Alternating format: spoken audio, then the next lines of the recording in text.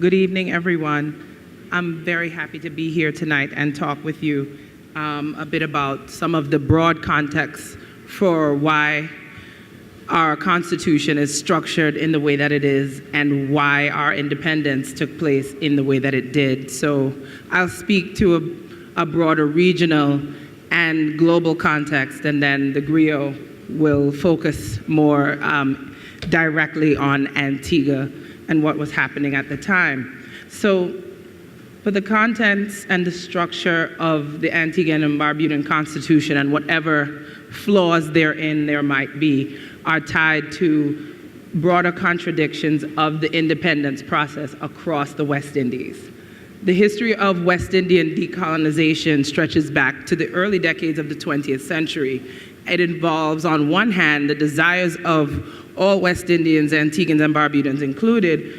On the other side, desires of the United Kingdom and actually the United States as a third player, external to, but still a deciding factor in the process. So for West Indians, the indignity and poverty of prolonged colonialism and the lagging sugar industry by the time of the early 1900s especially started to spark ideas about self-rule. After the widespread critique of authority that was set off by the 1930s strikes across the region and the rise of legal trade unionism, the islands were definitely ripe for change. On the other side, we have the British. And by the time they get into World War II, they suffer major losses. The war placed UK national security and economy under threat, and also prompted the loss of some of their major colonies, like India, very soon after. So the British, they're increasingly less able to manage a far-flung empire that had been dwindling in size since the late 1800s, in which the colonies that remained by the time we get to World War II were very costly to maintain for them while failing to produce the profits of the past. So the West Indies, in short, had become a liability on the books for the UK. Now, the Americans are also a factor in turning the tide. The US significantly pressured the UK to decolonize their territories in the West Indies because they saw that as their backyard. And they wanted to see decolonization happen in the Caribbean islands via some quiet, managed state process, okay? That meant that the West Indies could become capitalist democracies over which the United States could exert a certain degree of influence, undue influence really, in their independence, as opposed to allowing the West Indies to continue to bubble over into their dissatisfaction, becoming revolutionary, and therefore instead very much influenced by both Soviet socialism and what is a burgeoning third world movement happening in many of the decolonizing states in Africa and Asia into the 1940s, 50s, and 60s. So now the actual process of decolonizing also for the West Indies involved a short-lived pit stop in formal regionalization.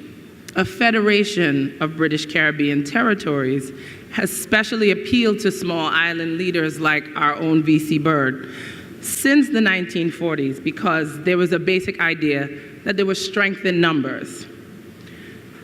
They argued, those small island leaders argued for the increased likelihood of what was called dominion status being extended to the West Indies if we presented as a group. Again, strength in numbers. So now dominion status actually was long before given to white colonies that were in the British Empire. So places like Canada, Australia, South Africa, New Zealand, places with a large white settler population that they knew they could trust with running these states in the way that the British desired, had been given dominion status since the 1860s, to be exact, 1867. Now, a federated dominion ultimately meant autonomy within the context of the empire.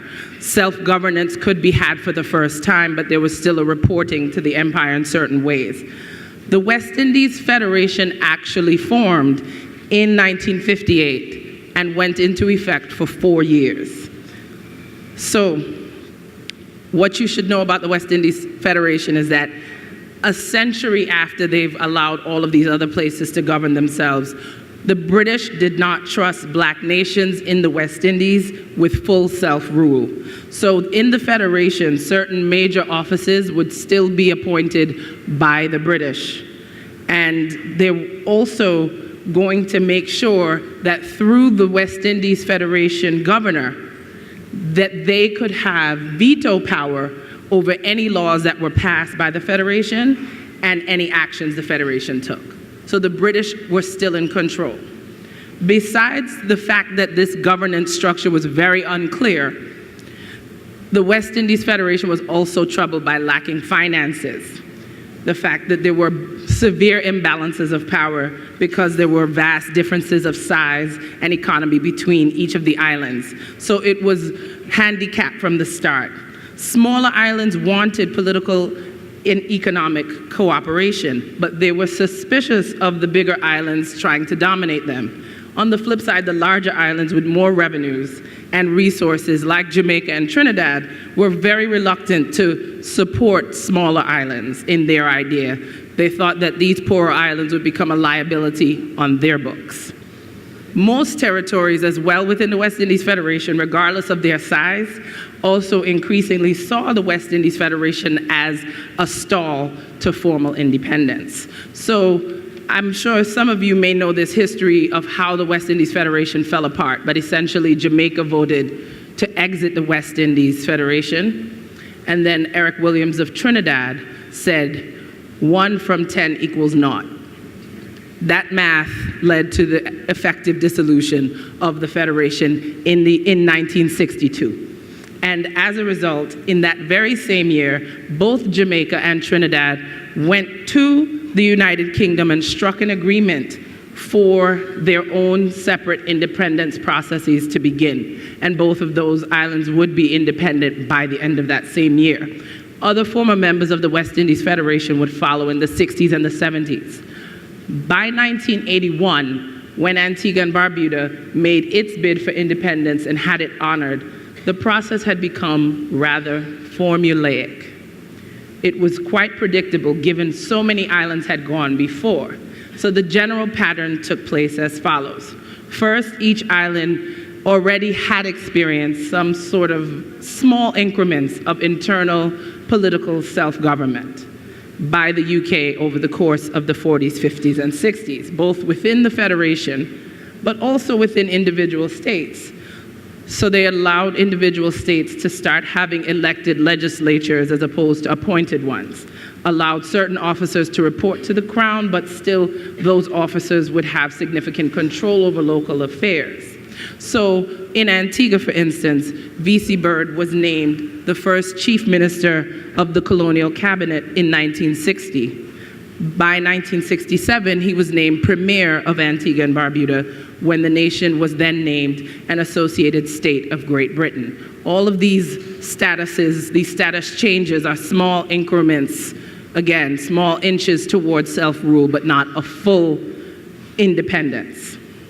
And know that Antigua was the first nation to have that status in the West Indies of associated state of Great Britain. The next thing that would happen is that when all of these different West Indian territories would increasingly become independence-minded because they would get these little bits and pieces of self-governance, they would start applying to the UK directly to start independence proceedings. And that would mean formally what they termed the termination of association. So basically dissolving the associated state status and trying to become an independent government. The next thing that would happen is a constitutional conference that would take place in London between the political leaders of each independence-seeking territory, and the UK Colonial Office, which is the office that governed all of the empire worldwide. These conferences usually involve both London representatives and representatives from each island having a drafting of an initial constitution that was edited between London and the island over the course of some months until after some debate, a final text would be adopted by the legislature in each island. Antigua and Barbuda's draft and debates unfolded over the course of the second half of 1980, and the ultimate constitutional conference to seal independence happened in London in December of 1980. And so then the constitution that was developed went into effect on the 31st of October 1981. As in Antigua and Barbuda's case, every single West Indian nation's constitutional conference produced a draft that was nearly the exact same document. So I talked to you about these edits and these debates, but really what happened was that each of the constitutions of the West Indies had very little variation besides the name of the specific country being filled in differently depending on which place we're talking about. So the Antigua and Barbuda Constitution looks just like 9 other West Indian countries who achieved independence between the 1960s and the 1980s. And it confirms our island's membership in what is known as the UK Commonwealth. The Commonwealth means that we have established a frame of government in the Westminster style. And my colleague Beverly Benjamin George will explain a little more about the legal ramifications of what the Westminster style means. But this essentially means that we have a parliament, we have a representative government, but it is a quote unquote a democratic monarchy, which means that our head of state is not our prime minister. Our head of state is the British monarch. Currently that is Queen Elizabeth. Our head of state is the same head of state that has been the head of state since 1662. Somebody from England. That person gets to appoint the Governor General. Currently, that is the Honorable Rodney Williams, and he serves as the island's Crown Representative. And again, that Crown Representative does technically have the power of veto over what we do here. So in sum, our independence came less as a result of our nation's freedom fight, and more so as the result of the liability that we were for a failing British Empire and the danger we might have been to a rising US empire. The resulting process of establishing our governance and our citizenship came first through stalled regionalization, followed by slow paperwork that in the end produced a formulaic constitution. We deserve better now, and hopefully as a thinking and reading public, we can work together now to get familiar with the document that we have so that we can tailor it to our future needs as a nation. Thank you.